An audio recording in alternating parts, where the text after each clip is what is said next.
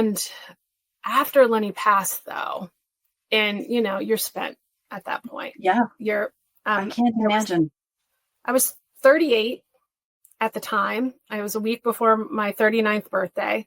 And, a lot of the things I had envisioned for my life ended right then and there. There was no, that was kind of a hard thing you envisioned that you felt ended at that point. What were the things you had envisioned that you felt ended? I had always wanted a family, and it was already late in life to be, you think you have time, and it was, obviously that vision of my life was not going to happen. And, just even having the security of a second income. I mean, when Lenny passed, I lost 50% of my household income.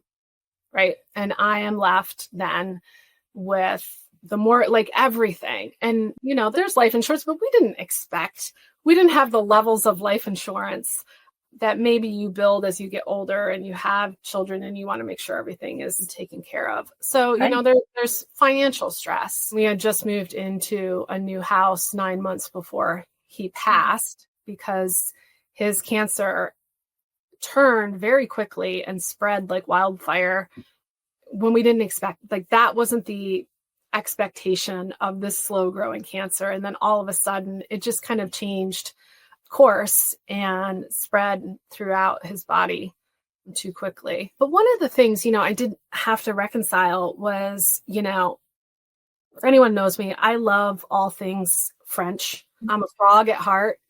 And I was like, so what do we do now, Mary? You're completely feeling burned down to the ground at work. Like you haven't felt like you could be honest. And what's that about?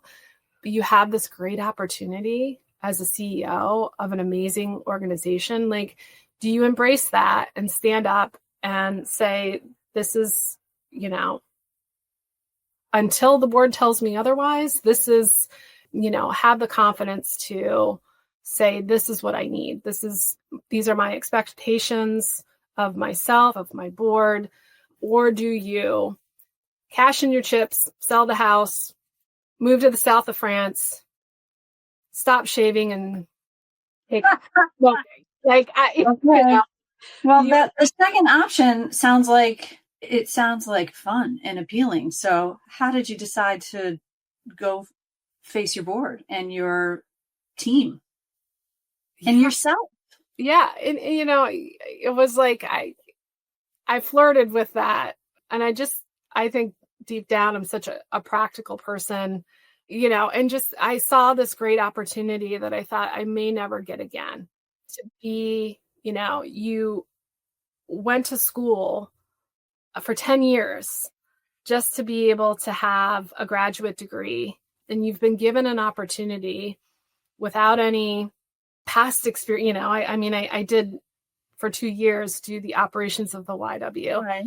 But people have trusted you and put faith in you to lead this organization that is responsible for thousands of people in the community, the staff, and you have this amazing opportunity before you, and you need to step into it, and you need to just say, you figured it out this far. And if you come forward and you say what you need and the board doesn't agree and they don't think that you're the right person anymore, then that's life. And that's what's meant to be. And, whatever's next for me will be just as good.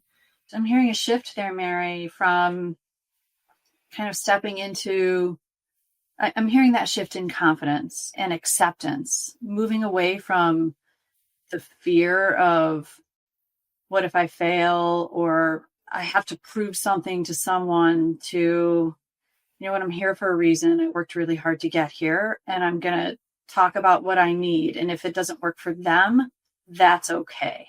Right.